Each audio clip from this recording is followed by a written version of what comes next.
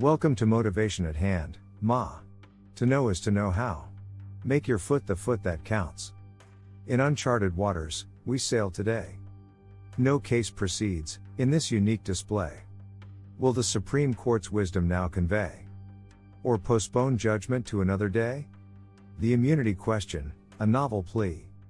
With an indicted president, what will it be? In this session's halls we await a legal decree. In 2024, the GOP's chosen few. The court's decision, a nation's view. In this unfolding drama, what's the cue? With bated breath, we await the call. In the Supreme Court's chambers, the fate of all. Will they decide, or let uncertainty enthrall? In this chapter of history, where shadows fall. Former President Donald Trump faces legal challenges related to his efforts to overturn the 2020 election and his actions on January 6, 2021. Recent rulings in federal courts in Washington have significant implications for his prospects of avoiding a federal trial early next year. This report summarizes these rulings and their implications for Trump's legal situation. Judge Chutkan's dismissal of presidential immunity. One of the key rulings was issued by Judge Tanya Chutkan, who dismissed Trump's claims of presidential immunity in his criminal case related to overturning the 2020 election. This decision aligned with expectations, as there was limited textual or historical support for the immunity Trump sought. D.C. Circuit's narrow interpretation of presidential immunity. Another critical ruling came from the U.S. Court of Appeals for the D.C. Circuit, which interpreted presidential immunity narrowly in the civil context. This interpretation suggested that even if some form of immunity were to be recognized in the criminal context, a significant portion of the federal indictment could still proceed. Impartiality of the D.C. Circuit's opinion. Notably, the D.C. Circuit's opinion was unanimous and included judges appointed by both Democratic and Republican presidents.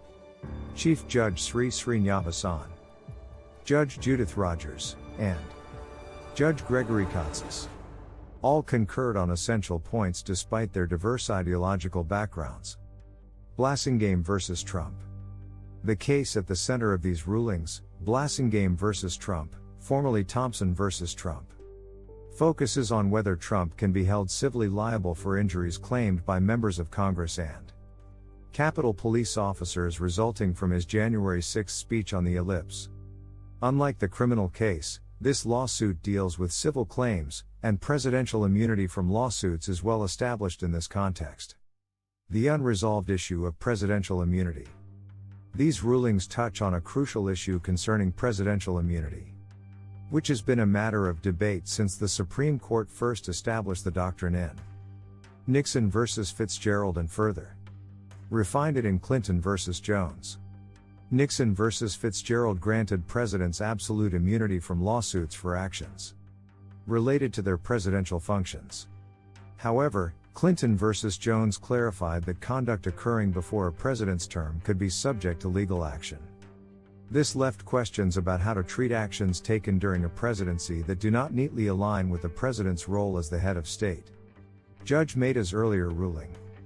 Donald Trump attempted to have the claims against him dismissed by asserting immunity for all actions mentioned in the complaint, arguing they were related to his role as president. However, in February 2022, U.S. District Judge Amit Mehta rejected Trump's motion. Judge Mehta ruled that Trump's actions on January 6 were not in furtherance of a presidential function but aimed at securing a second term in office, making Trump not immune from civil lawsuits. The D.C. Circuit's recent opinion affirmed Judge Mehta's decision, allowing the civil cases against Trump to proceed. Recent federal court rulings have significantly dimmed former President Donald Trump's prospects of avoiding a federal trial early next year. The recent unanimous ruling by the D.C. Circuit in the case of Blassingame versus Trump has far-reaching implications, not only for the specific legal challenges faced by former President Donald Trump but also for the broader understanding of presidential immunity. Clarifying presidential immunity within the outer perimeter.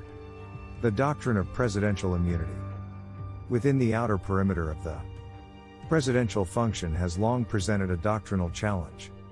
Due to the expansive nature of the presidency, courts have grappled with distinguishing actions that warrant immunity based on their inherently presidential character from those that do not, particularly when a president's actions are not evidently official. Chief Judge Srinivasan's approach.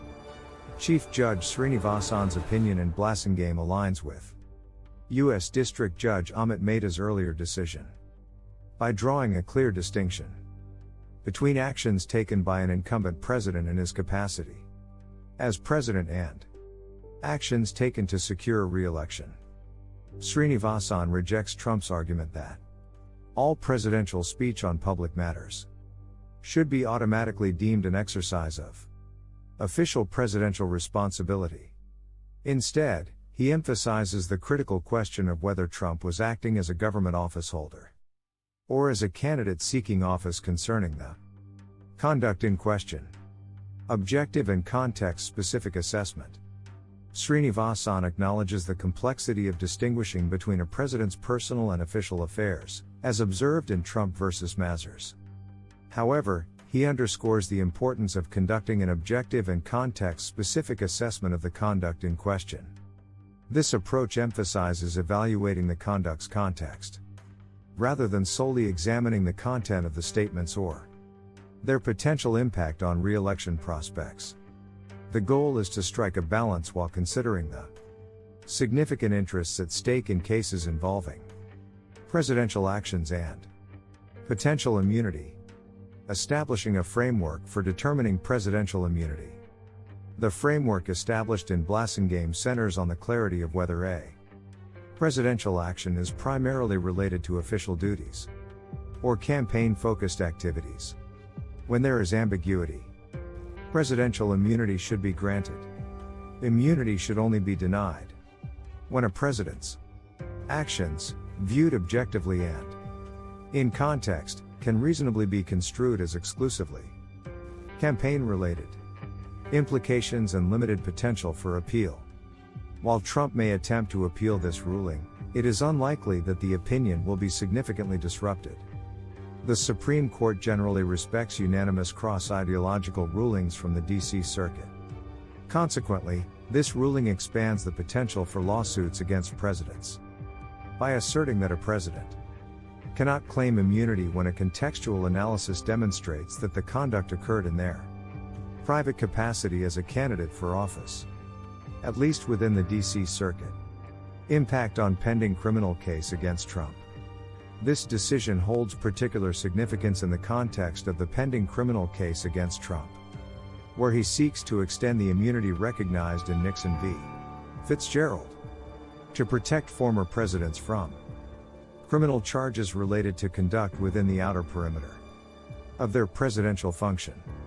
Judge Chutkan categorically rejects this argument, emphasizing that the Constitution's text, structure, and historical context do not support a lifelong immunity for former presidents.